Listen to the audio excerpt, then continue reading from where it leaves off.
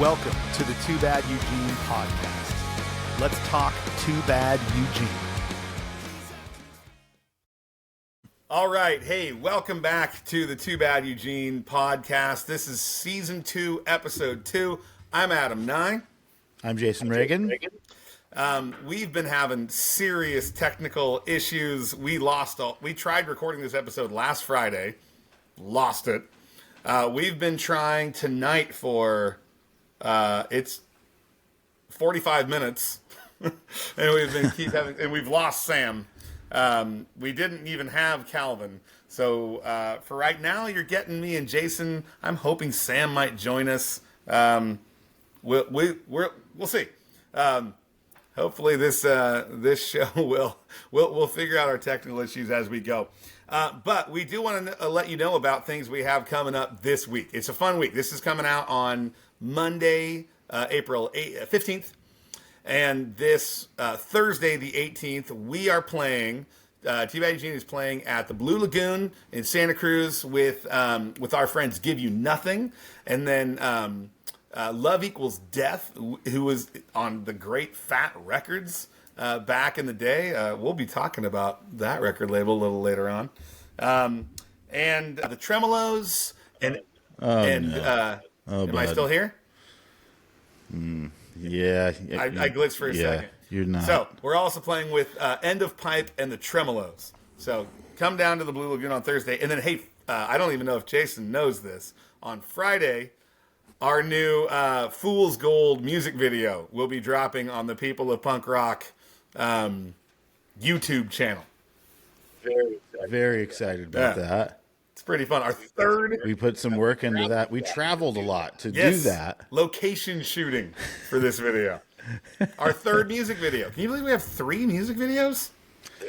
It is pretty surprising, actually. I mean, I remember the first one we did, and then I remember the second one we did, and we got, a little bit fancier with it. And then this one was just kind of like an impromptu. Yeah, this one might be less fancy. We were out and about. This is somewhere between... You know what? The first and second. I will say, seeing the edits of this fancy new third video, I would disagree with you, because we have such much more material, and we're in different places at different times doing different things, and it's all of us together. That's true. And it reminds me of our fun little trip we took a few weeks ago.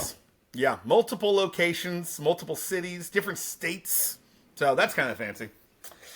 All right. Well, tonight we are, this being the second episode of the season, we are talking about the second song on our new album, Battle Scars, which is a little over a month old now. And so that song is Divorce Story. So, the first question I'll ask you, Jason, about this song, Divorce Story, is when you hear this song, what other bands does this make you think of? The first, I remember when you brought this in and we were going to work on it and kind of start the demoing process as a group from what you had put down.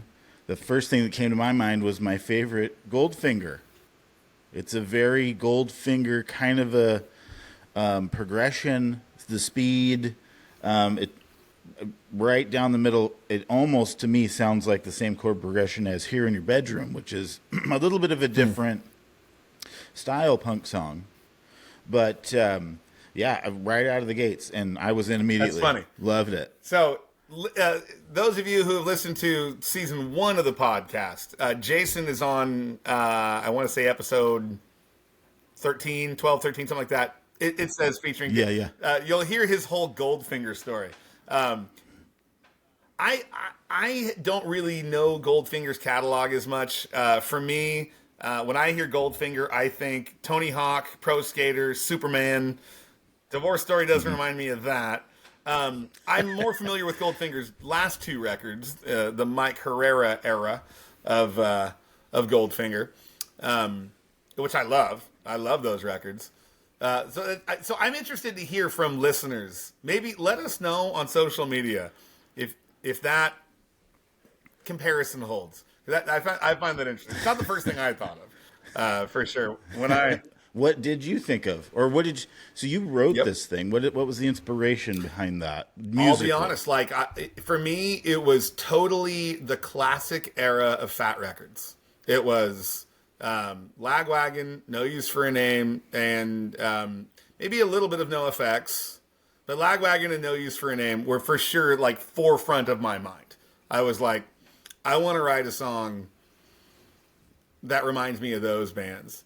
And then one other kind of maybe more slightly less well-known band, local band to Santa Cruz, Fury 66. This song, where I, when I started writing, I was like, I want to write a song like Lagwagon and No Use for a Name. Once I had the main ideas of it, I'm like, this kind of reminds me of a song called Blue Strip from Fury 66. It's on their... we looked this up last week. I forget the name of the record. It has a nautical star Out of like hammered on the cover. metal on the cover. Yeah, of it. yeah, And yeah. it was out on Sessions Records, and I was working at Sessions Records at the time. So it's kind of a shame I can't remember the title of that record, but it's a great record. And that song, Blue Strip, it totally reminds me of that. So like, how did you become aware? Like, how did you get involved in that sort of, even though it's now like 30 years old, I think of it as the new school skate punk scene. For me, it was, the first thing that I heard was, Green Day's Dookie, was such a big thing. And as I was learning guitar, and it was something that I don't want to say easy, but it was kind of my first experience with that style, that genre of music that I could play. I could just put it in the CD player and play along with it and kind of learn the songs that way. I'd never really had that experience before. And then I think just locally, just starting to find other bands at the time that just happened to be Fat Records bands. Good Riddance is a perfect example. And then kind of going through the catalog of other bands that were on that label. I mean, I loved Good Riddance right out of the gate. And so, yeah, is there more of this kind of stuff? And then you just kind of go through it. And then you run into like the Lagwagons and the No Effects that you find on that, and No Use for a Name, San Jose. So, I mean, it's all kind of there. The label samplers probably had a lot to do with that. Yeah, yes, that was definitely, but, I think, those compilation records that you'd find, the Physical Fatness, and then, what was the Punkorama Survival of the Fattest? Punkorama. And the first fat one I remember was Fat Music for Fat People, The Survival of the Fattest. Yeah. It was an interesting thing because before that it would only be like what you saw on MTV or heard on the radio. Sure. So I would learn of bands like Soundgarden and Alice in Chains and those types of bands at that time just by seeing them on the TV, and that's kind of like the circle you stayed in. And you discover some of these other bands on these labels like Fat Records and Epitaph, and they go, here's a sampler of like all the bands we have. And they're all kind of in that world, and then just opened up this whole catalog of music that was something I was super into at that time. Sure. And so, but also I would say, the Goldfinger thing for me was just something that I just ran into because I liked the cover art in the warehouse music store. And I thought, oh, this is probably cool, and I was right. I loved it right away. Same thing happened to me actually with Strung Out. I had not heard of Strung Out. I didn't even hear of Fat Records, I don't think, at the time that I found it. I just found they had a 4-song EP called Crossroads and Illusions. That was a fourth? And I just liked the cover art of it, and it just sounded cool. It just happened, I just was on a trip to LA, and we stopped randomly at a music shop, and I bought that. I just liked the way it sounded. And later, when I bought the Good Riddance record, what's the first Forgotten one called? Country. I can't remember. So the second one was the one I bought first. Comprehensive Guide to Modern Rebellion. that one, when I bought that, and I was like, this is like my new favorite thing, and I looked on the back and it said Fat Records, and then I just happened to like, oh, I'll play this strung out thing, and it was on the same thing. I was like, whoa, like I had no idea that I had kind Huh. of already been dipping a toe into that Interesting. pool per se. Yeah, pretty Yeah. cool. Well, my route to that stuff was a little different. I'm a couple years older than you, but also I have an older brother. So I grew up. I'd known about punk rock for a long time, but the punk rock I had sort of like known from being younger had been like early '80s, like LA hardcore. The a little bit of Black Flag. My brother played the Circle Jerks quite a bit, and the Descendants. Some other bands from outside the LA area.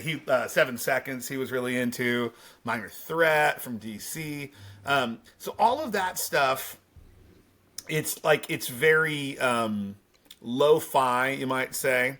I find it and always did find it musically like impressive, almost like in its athleticism, like just how fast they played, but it wasn't terribly technical. And then, and I didn't really embrace it. Like my brother and I didn't really get along. That was his music. And then I got into metal in like junior high, like 7th and 8th grade, and I started playing the guitar. And for me, I'm like learning the metal riffs. So I remember my brother did get into Green Day. So I remember hearing that and being like, ooh, that's interesting. And I did sort of recognize in my categories of music. Green Day took the stuff my dad played, which was the Beatles and the Beach Boys, and the stuff my brother played, particularly like the Descendants type of stuff. But when I say Descendants, I mean like Milo Goes to College, like the really early, which there is some very catchy stuff on Milo Goes to College, but it's also got the like the LA hardcore early '80s sort of thing. So Green Day did kind of merge those two things, but it still wasn't super technical. I remember first hearing Pennywise, and I kind of forget why and how. I think my brother had played it. I'm like, ooh, that's metal guitar playing. Like it's punk, but it's metal guitar playing. Thrashy. Yeah. But then, like, yeah, like the pivotal thing for me was my sophomore year of high school. A friend of mine invited me and other friends of ours to go see Lagwagon, who I had never heard of. And I was like, sure. So our whole group of friends, we were a bunch of hooligans. We were going to go to this punk show. It was at the 7th Avenue Vets Hall in Santa Cruz. I think none of us, except for my friend Brooke, had ever heard of Lagwagon. So yeah, that night was a big deal. And I just recently heard more about that night, that Strung Out was supposed to have been there. Because what happened was it was like some other local bands, Exploding Crustaceans and Illiterate, and Fury 66. First time I had ever heard of or saw Fury 66. This was probably 1993. Might have been 94. 93 or 94. At the 7th Avenue Vets Hall. And then it was supposed to be Lagwagon and Strung Out, but Strung Out didn't show up. But like everybody at the show was like, it was buzzing with this energy that Good Riddance, this other local band who I had heard of. Like my friend that invited me to the show had talked about them, but I'd never heard their music. But he was like, Good Riddance got signed to Fat Records. So I had heard of Good Riddance, but I hadn't heard their music. I didn't know what Fat Records was, but everybody was very excited about it. So Strung Out didn't show up, but Good Riddance played kind of an impromptu short set. So This was pre-Forgotten Country, I'm assuming. What again, my reconstructed memory, putting things together from what I had heard later, was that Fat did kind of, I think, what they call like a development deal, where rather than just sign them outright, they paid for them to record like an EP. I think it was the Decoy 7-inch, which I also own. It had, Indecision Television takes my mind away. You know that song? It's from Forgotten Country. Yeah, isn't that like on the Gidget 7-inch too. Oh, is it on 2 7 inches? Was that the demo? It was so yeah. When Fat Records had put out this 7-inch with that song on it, but it's like an early demo version of the song, and then they Okay. that was out. But Right. apparently, like that was around the time that Fat decided they liked that 7-inch enough that they signed Good Riddance to a full length. So Forgotten Country had not been recorded yet, or at least hadn't come out yet. Great Maybe call. it had been. I don't. Great call, Fat I don't Records. think what. It was a great call, Fat Records. Oh yeah, very good call. I love. Have you seen the Fat Wreck documentary movie? Yes. I love when Fat Mike says, like, it just so happens that the first 5 bands or so I signed turned out to be great bands. I'm like, what must the 6th, 7th, 8th band, how must they be feeling when they hear him say that? And I wonder, like, how much curating did he and Aaron do? Like, was it just like, I just kind of like them? I like this band, and that's good enough? Like, what were the standards that you go through? He talks about that, especially when it comes to Propaganda, because he tells the story of having the chance to have either signed Propaganda or Ill Repute, a band I had heard of. I knew Ill Repute. They had a song called Clean Cut American Kid that was like I knew from my brother used to play this Rodney on the Rock compilation. And that song, if people haven't heard it, you should totally look up Clean Cut American Kid by Ill Repute. It is such a great song. It's 2 chords. The song has nothing but 2 chords. Just back and forth between like an A and a G. Just back and forth. That's all the song is, but it's awesome. So he could have signed them, a band that had some glitch. Are you hearing me? You just blinked for a second. You got me. I hear you. Okay. We're Continue. back. Okay. So apparently he could have signed this band Ill Repute that had like a history and credibility and a following already, but he heard something in Propaganda. And I love the way he talks about that. He's like, I just like their demo. And I find that very charming. That like they were nobody. They didn't really have anything. And they admit it. They're like, nobody else was talking to us. Fat Records threw us an opportunity, so they took it. So yeah, what criteria was it? I think it's whatever Fat Mike liked. It's an interesting thing because I don't think that there is I don't think every single band that they've ever had I've absolutely adored, but I would say the vast majority of them. And especially that first, as he says, like the first several bands. It's Lagwagon, it's No Use for a Name, it's Propaganda, it's Good Riddance, it's Strung Out, who I will admit, I'm late to the party on Strung Out. I did not really enjoy. Like in the 90s when like all those, everybody was into all the stuff, I was like, I couldn't get into Strung Out.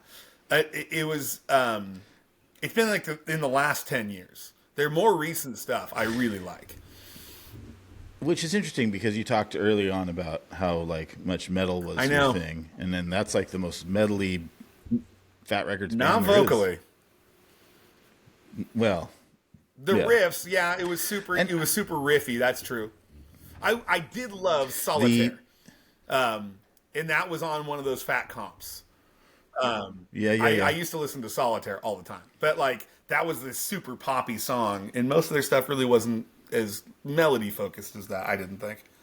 All right, so anyway, that's our, we both love that era, the 90s era of Fat and Epitaph. Mm-hmm. So what's interesting about this song for me is that it represents this sort of phase of Too Bad Eugene where I feel like we have very intentionally re-embraced everything we love.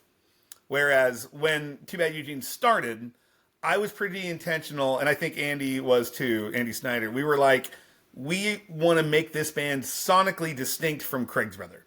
We didn't want people just to feel like we left Craig's Brother to do another band like Craig's Brother.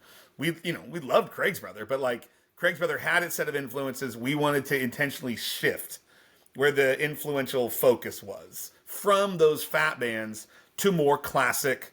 I was really into the Ramones and especially the Descendants and all. Green Day, like for sure, has always been an influence on Too Bad Eugene. And so I think we kind of intentionally narrowed our field of influences.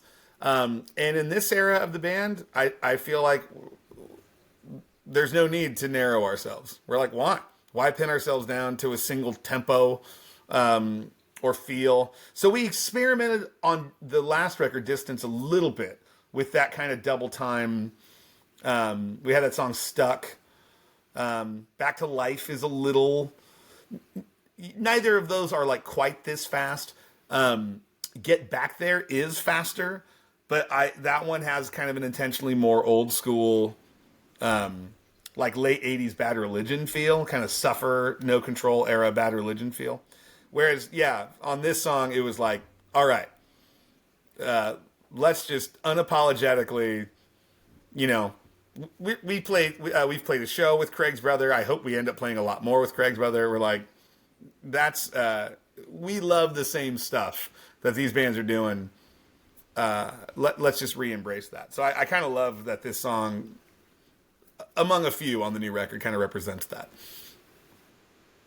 Yeah, and I would add that we talked about this, I think, a little bit last episode, but when we did the Christmas cover, that had a much quicker tempo. Oh, yeah. And I think that was maybe a little bit of a confidence builder for everybody to be like, oh, we can do this. Not that you're necessarily intentionally trying to make it sound like that, but just the bandwidth to maybe explore a little more. There is the question of, can we? And yeah, you're right. Washington Square, that Christmas song, was kind of like we can. It was an experiment in like, can this band do that? And yeah, Washington Square, I think, did kind of more fully convince us that we could. It's funny because I feel like most bands that do that, they started as a band to do that, where we didn't. We've been around for like 20 years not doing that feel at all. So yeah, it's kind of funny. This among the new. The songs on the new record, this was one of the early ones written. And I know, like, I felt very excited about it when I demoed it. Because, early in the demoing process, when you're in your first, like, 4 songs, maybe, of a writing on a new record, and you get one that gets you excited, and you can start to feel, like, where the record as a whole might be going, that's an exciting time, and this song definitely was in that. It was in like I think I feel where this record's going. Because this was one of the first of the songs that made it on the record. It was certainly within the first 3 or 4. I had demoed other songs before, but a lot of those were misfires. This was one of the first ones that that really kind of, I think, ended up setting the compass for it. And I remember, because what's funny is there are a few songs on this record that I don't think we ever like fully jammed on as a band. Those are kind of later ones. Like in the writing process, there were ones like I demoed, I taught them to Calvin on the drums. Like he and I jammed them, and then we just went and recorded drums. We never had played them fully as a band. But this was still early enough in the process where we actually played this as a band a bit before the recording started. I think back to some of that too, and I feel like there was kind of that moment in the early beginning stages of the record in general where it was like, well, it would be fun to hear what it sounds like for all of us doing it, and while we're at it, let's see how it feels. And if you have anything, I think the more we walked through that process or the rest of it, it was like, there are certain ones where like, I have a little thing for this one. Let's play it. And where other ones would be like, nah, pretty straightforward on, X, Y, Z. We'll go with it. I don't have any, there's nothing sticks out like it, I have any major issues with anything or I don't hear anything that I'd like to add or take away. And, I think we did like the first 4 or 5, right? Yeah. Where we all like did it together. At least that many. And looked at each other like, okay, anybody got anything? Yeah. What do we got? and we talked. This was a fun one to play. We talked on the last record how Fool's Gold did kind of, especially on drums, but on guitar as well. That one did develop quite a bit from jamming it together. This one, not quite as much. except for that first chorus. So like if for people that if you haven't listened to the song, maybe pause the episode, listen to the song, and you'll recognize that the first chorus we just we just do it once. The second chorus we do it twice, and then at the end it's twice with a repeat of the final part. So it gets longer every time. That was not originally the case. The first chorus was a double chorus in the original demos. And Jason was the one in as we were jamming, he was like, that first chorus, cut it in half. And I was like, no, that wouldn't work. I was super resistant to it. You kind of had to push it. To me, it just sounded like, because we were doing it so many times, it's such a prominent piece of the song, where it just felt like, I just feel like the only thing I hear is this chorus over and over again. If we give them just a little taste of it and then kind of go back into it, I think it just leaves you like, oh, let's get back to that thing. Yes. You know what I mean? I don't know. It just felt right. It just felt I'm glad, because it took me a while to process the idea. But now looking back on it, I'm like, of course that's what it had to do. I think it just felt too partial. I'm like, it's so quick. Just doing it once doesn't feel like a whole chorus. And of course, that's the point. It's like, it's a taste. It's a teaser. Yes. You kind of want to be. And interestingly enough, as we went through it later, I looked at it and listening through it, the mixes and stuff, and then the mastered version and everything, I realized that what I had essentially done was I cut it into like 3 different sections, where the first time we play it once, the second time we play it twice, and the third time we play it 3 times. So it had this full like synchronicity to it that I was like, oh, I love that even better. Yeah, it's not quite another 3 times on the last one. It amounts to about that. Because it just doubles, we repeat right? the last doubles. part Once, several times. twice, 4, But that's I like that. That's super fun. But also, I think playing it in the band room also, like, I don't know if there's some things that you're proud to share, and other things maybe you shouldn't share. But I do know, like, Get Back There on the last record, which is a song I love on the record. We don't play it live because when we've tried it in the band room, it's like, oh, we can't quite. There are things about it that like don't quite work live. Did we try? I think we tried it once. We tried it once live, and it was like, man, this is the rhythm strumming. It gets laborious, and there was something about it where, it didn't quite click, and so again, it made me. I'm like, maybe that's not the kind of band we are. Maybe we don't go this fast. But when we tried this one, when we were jamming on it live, it's like we had heard it demoed. I think we were all excited about how it sounded demoed. But then getting it into the band room and trying it there, like, was also a huge confidence booster, because we're like, whoa, this actually super works, like, as a live song. I found that super exciting. It also, I think, helped us kind of lean into like songs that felt good playing live. I mean, we have a lot of those on this record, so that's a fun. I mean, there's a lot to pick and choose from, and it's hard to leave things out when you only have a certain amount of time. But this is definitely one of those ones where right out of the gate, you could feel like, oh, this is going to be a good one live to play. For sure. I feel like it sounds good recorded. It's also like, it showcases something that we're kind of leaning into that we weren't doing before in terms of the speed, but also showcases stuff I think that is kind of core to who we are in terms of big vocal stuff, big layered harmonies. And it was fun doing those in the band room and doing those live. I don't think we have all of us singing on Fool's Gold, so this is the first song on the record where you hear all 3 of our voices, which is super fun. Too much fun in the studio. It's so good. It's just, what a blast. Yeah, it was really fun recording this one. Yeah, totally. Yeah. Totally. Okay. Now let's talk a little bit about your inspiration, because there is a little bit of a personal thing. I mean, we don't have to get into like the super specific stuff. But you get into lyrical. We should probably talk stuff. Yeah.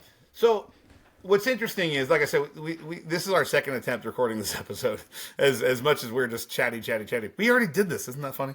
And the chat is a little bit different this time. But one thing, shoot, I don't know if this came up when we talked about it last time.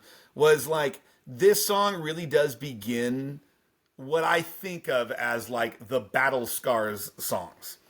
And what I mean by that is that Fool's Gold, as the first song on the record, how I think of that song is more of a kind of like a previously on.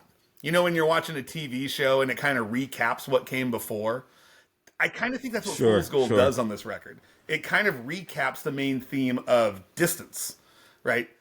Like so much of Distance was about me getting burned by my church, my frustrations with sort of like religious hypocrisy, and some of the personal ways I felt, you know, I got burned by that. So like the first season of this podcast starts with me really telling that story because that was so central to Distance as an album. And I really wanted to try to leave that behind on this record.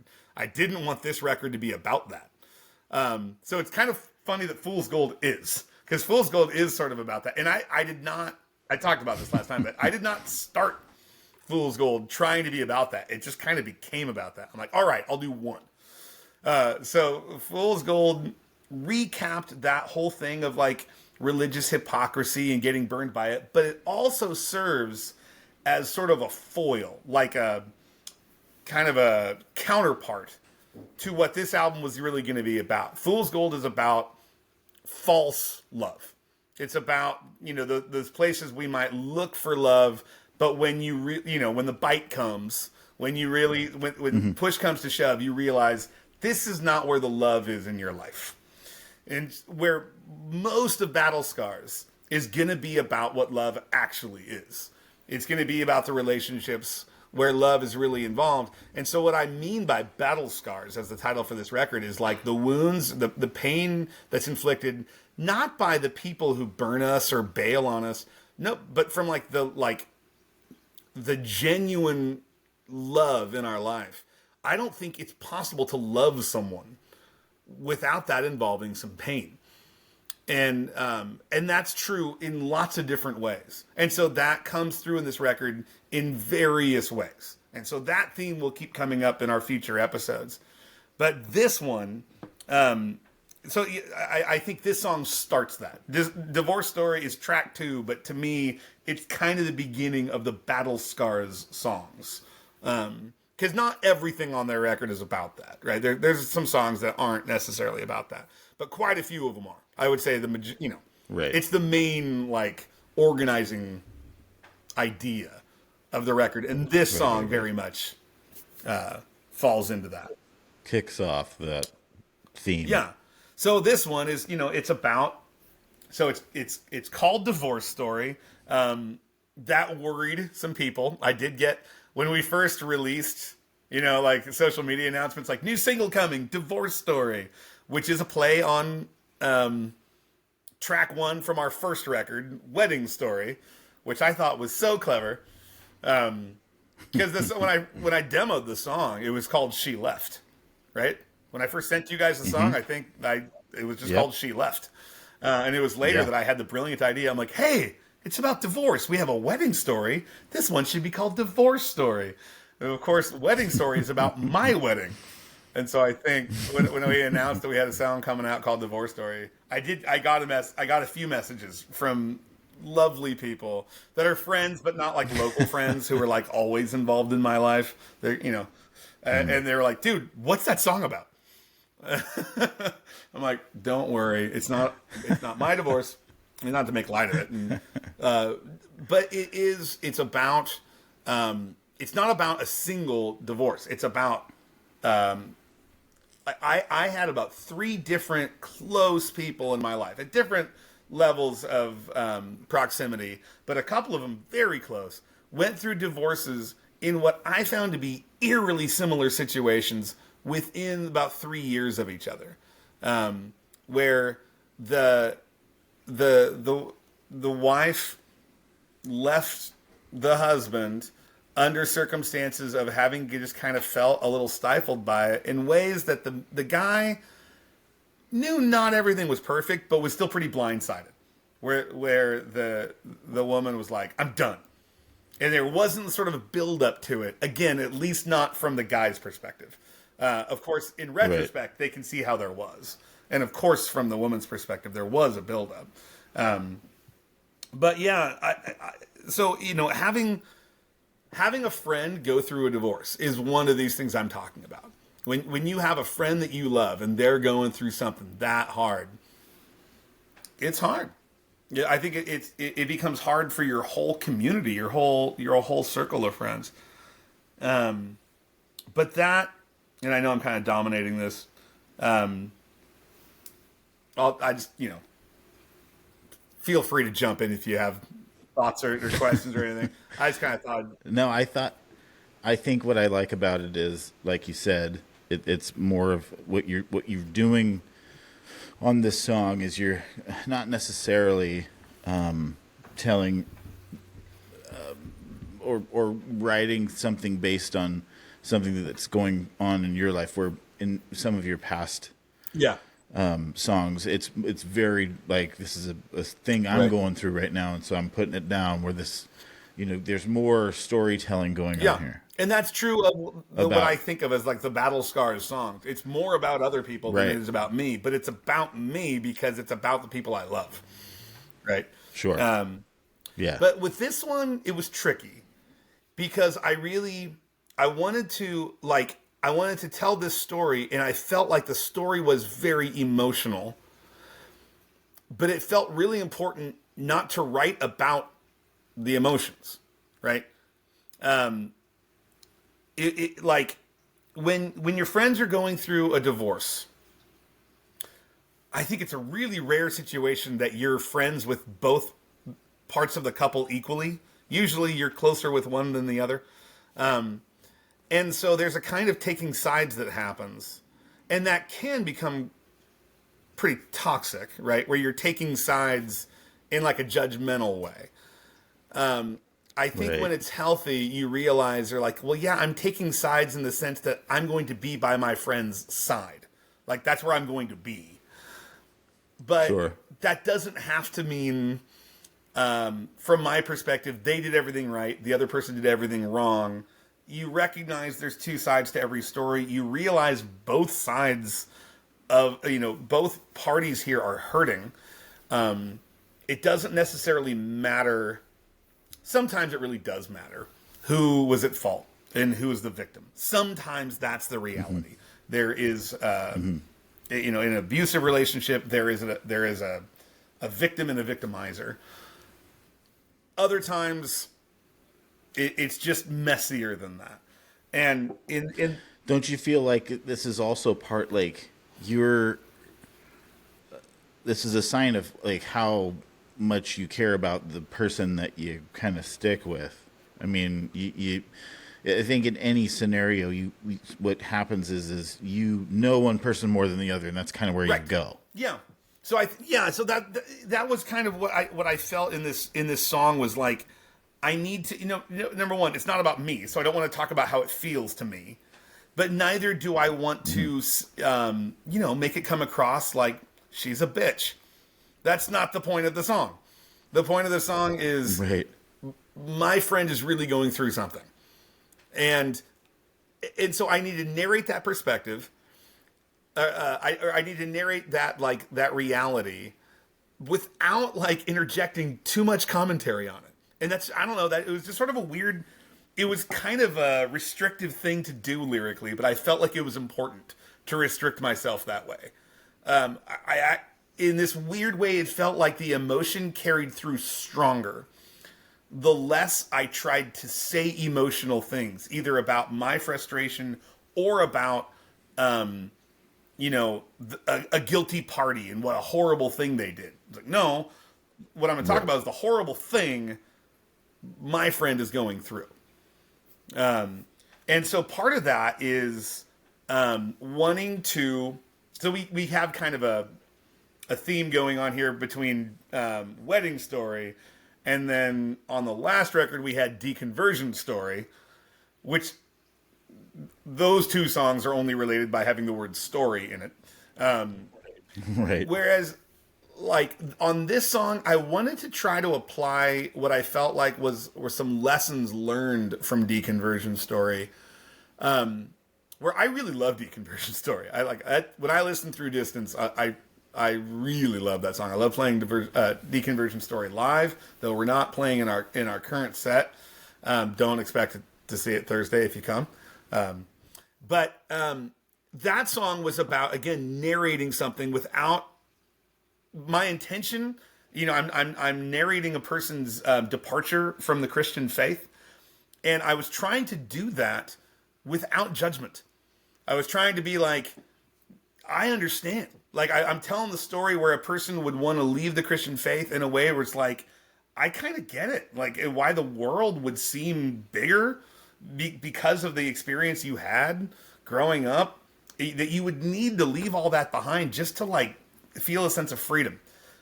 But ultimately, I don't think I succeeded in what I was trying to do with Deconversion Story. I ended up, I sunk just a couple of comments in the bridge and in the very end of the song that were I felt like at the time, I'm like, yeah, I can just sort of say, I get what you're going through.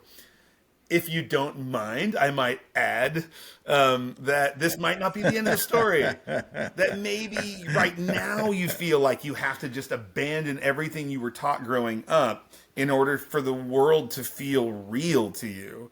I get that. But maybe just leave yourself open that there might be more things that you grew up with that were good. Like, you might be throwing some baby out with the bathwater. And ultimately, by saying that, it makes the song preachy. And I'm kind of bummed about that.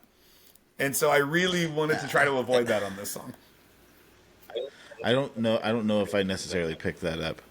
I think that's a very interesting song just based on the subject matter, because growing up in kind of that environment, I think for a lot of youth that can kind of get wrapped up into, this is kind of like where we're going, where this is kind of the goal. And then it is a lot of that, having to, leave kind of your nucleus and go and do that thing. Right. We're all going to go and do that thing. And it maybe isn't as awesome, so I didn't pick that up. But with this tune, it's definitely a commentary. And it's not necessarily, I know that what you're saying in it has a lot of context for what you have gone through with the people in your life, but it's not necessarily as cut and dry as that specific. It also just is a general commentary on this is how it kind of goes. Yeah. When these kind of events, yeah, pop their head up in everybody's world. So yeah. I think that's important to note, because while it does have some specific, she did this and he did that, it's not necessarily in that same, it doesn't necessarily need to stay in the confines of those two, gender roles, right? It can still be like, could you flip-flop it? Oh, for sure. Right? This is just something that happens with people, right? I mean, I tend to be better friends with the guys in the relationship as a guy. Yeah. I tend to I understand their perspectives more often. But you're right, absolutely, the roles could be flipped in the song. But you're also right that there's commentary in it. I tend to think of it as a commentary, like a sports commentary, where you shouldn't know. In a sports commentator, you shouldn't know which team they like better, right? They're supposed to just be telling you what's going on, and they can tell you the background of the players and their stats and whatever. We're not rooting for, and they can appreciate an individual player, but you shouldn't just from the commentary know that this commentator likes that team and he hates that team. And so yes, I was trying to do some commentary. He doesn't have in that way. He doesn't have money on Team Red. But there's a bit of a pep talk in the song to myself. It's not meant to be a pep talk to the guy. When I try to say, he's going to find a way to go on. Like it's from spending hours with a couple of these friends, having a drink, hearing what they're going through, and just hearing how devastated they are in the middle of it, and not wanting to say cheesy things like, "Oh, it's all going to be fine." It's like, but at the same time, you do know, and you don't necessarily say, but you say to yourself. And they're saying to themselves. And you're saying it to them just by being present. Even if you don't say it verbally, because you rarely should. But you're like, yeah, you are going to go on from this. There will be a day where it doesn't feel as awful as this. And so a lot of the song is just me telling myself that. Just being like,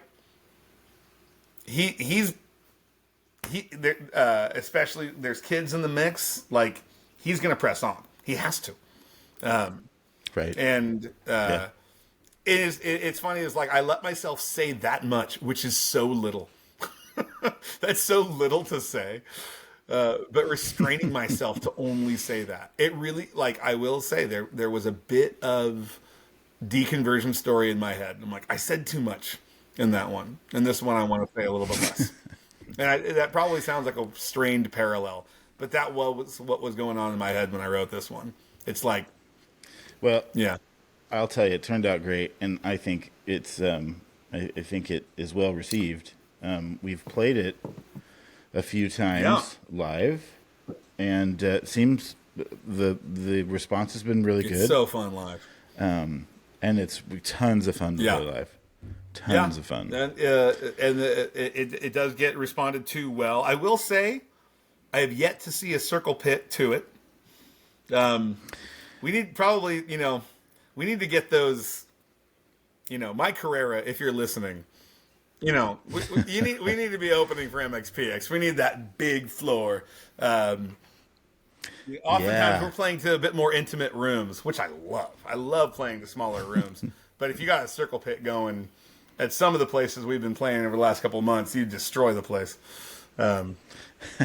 We did have one that very first night, but it wasn't for this song. But we did have one. Oh yeah. And that was pretty. That was pretty energizing. Yeah. We'll talk about that when we get to that tune, song which is a little later in the catalog there. Yeah, I did want to say a little bit about the experience of being back on the road. As we're kind of coming to the end here, like playing this song live.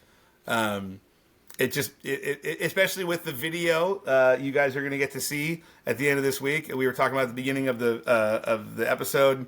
You're going to get to see some highlights from our tour with United Defiance that we did last month. That was so much fun. It's hard to put into words how great that was. Yeah, that was pretty amazing. How long had it been since you had been on the road or played out of town like that? That wasn't until the last time I did that was when I was with the Adorkables, and we went to the East Coast. When was that? That was 2010, I think. Gosh, that's 14 years ago. Yeah, that was a while back. I mean, for me, it was longer. But that was, yeah. Well, I guess you and I did the thing with Craig's Brother in Canada, so that I guess that's right. And talk about huge audiences in a pit that was 50 yards wide. Yeah. So yes, that one's hard to quantify because it was such an amazing thing, and so not ordinary or regular, or it just I don't know. It seemed like a vacation. I don't know if we've talked about this on the last. Yeah, but Jason and I went. We both play in Craig's Brother as well, and we went to Quebec back in June of last year and played at two smaller club shows, but then we played at Festival à Lac in Granby, Quebec, and then Red Bridge Fest in Pont Rouge, Quebec, and that doesn't have a category of experience. It was it was so outside anything I had ever experienced playing to a festival of 3,000-4,000 people, something like that. And like 1,000 of them singing along to the Craig's Brother lyrics. That was insane. Yeah. But Not normal for us in our smaller world of everyday things. nor need it be. Because playing these Right. shows on this tour we did last month to like 50 was amazing. It was awesome. Yeah. Yes. So the last time I had like been in a van and gone on tour would have been 2000. It might have been 99. Wow. I think 99 was the last time I went on an actual tour. Was that with Andy and MXPX? Yeah, that was the and that whole thing? MXPX 22 Jackson, no motive, Wow. which was incredible. And it was national. It went all over the country. We had to drop off of it for like a significant leg of it. But we played it for like 3 weeks. We did like the West Coast and Western Canada through Central Canada, out through like the Midwest, Chicago and Cleveland and that. And, Wow. Yeah. So I hadn't done anything like this in so long. So getting to do that tour with United Defiance, it was what, 5 shows? But it Well, 6, right? Was it 6? Because we had a little oh surprise with impromptu. the Punk Rock Museum, and it was 6 sets in 5 days. Yes. Right. But yeah, I kind of lit a fire. So yeah, stay tuned. We're working on more things as far as that kind of thing goes. But yeah, this song, I think within that context of just, you know, being back on the road, getting to play every night, and especially with where a Too Bad Eugene set has been historically, the energy level a song like this brings to our live set was not something that you would have seen back in '99. I'll say that. So it was a lot of fun. It was good times, Yeah. man. We had a blast, and we met some really cool people, and just that camaraderie, like even just with the other bands, and For sure. getting to hang out and Got to see some meet old friends, new make a lot folks. of great new ones. The guys in United Yeah, Defiance, to see especially those, like, that's definitely now a brother band. Yeah, totally.